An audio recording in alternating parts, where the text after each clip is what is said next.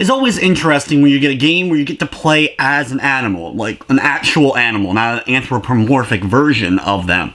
And that's exactly what you get to do in The Deer God, now out on PS4. But is this a game that's worth fawning over, or is it just a bunch of bucking nonsense?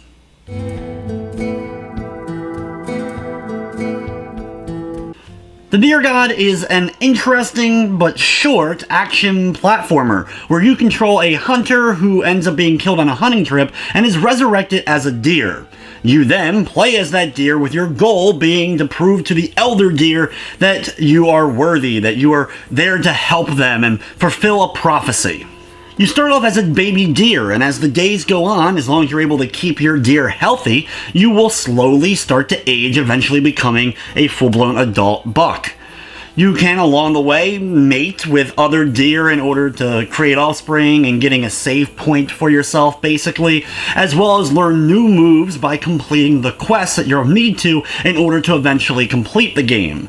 There's a variety of different items that you'll find scattered throughout the course of the game that you can use at any point in order to increase speed for an amount of time, increase damage for a little bit of time, or, of course, recover your health. The game features a karma system where if you do good, you'll get favor with the deer gods, or you can of course be evil, killing all your animal friends and other deer, in which case you'll be punished after certain deaths, turning into a snake instead of being resurrected right away as a deer, and the same goes for being good.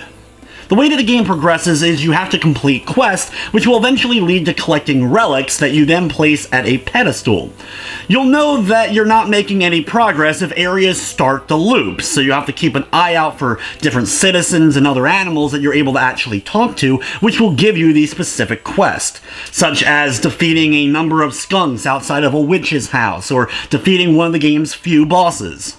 Overall, the action and platforming is decent enough. It's actually fun to run, dash, and do double jumps up into the air to try to get to higher platforms. The combat in general is just okay, with basically just being able to press the square button to run your deer into different enemies, though you get a few other moves such as a downward stomp later on in the game. You have a hunger meter to always keep track of, so you need to make sure that you keep eating, which will help regenerate your health. As well, if it runs out, you'll slowly start to lose health. You also have a stamina meter, so if that ends up running out, you won't be able to dish out any more attacks or try to dash away from enemies. While the game's entire concept is pretty interesting, it's still relatively short. In fact, it took me a little over an hour to get to the end. From the technical side of things, while the game didn't crash on me, I did run into a major glitch that caused me to be unable to finish the game. When I made it to the game's final boss and defeated it, it ended up respawning before I was able to activate the final pillar or whatever. I placed the final relic, but nothing ended up occurring. The boss ended up picking me back up and taking me back into the fight, and afterwards, nothing would happen no matter what I did. I turned off the game, turned it back on, and still, the boss kept respawning, but I was unable to access the ending. I did look online to make sure that this was the end of the game, and it was, so basically I made it to the end, but was unable to actually see the ending. There was also some other minor glitching throughout the game, including enemies getting stuck in walls, including that final boss ended up getting stuck, as well as just some overall clunkiness as far as being able to navigate, but it wasn't too bad other than that major game-breaking bug at the end. The Deer God is available now on the PlayStation 4 for $9.99, featuring a full trophy list including a platinum, and the game is also available on Xbox One, PC, and mobile.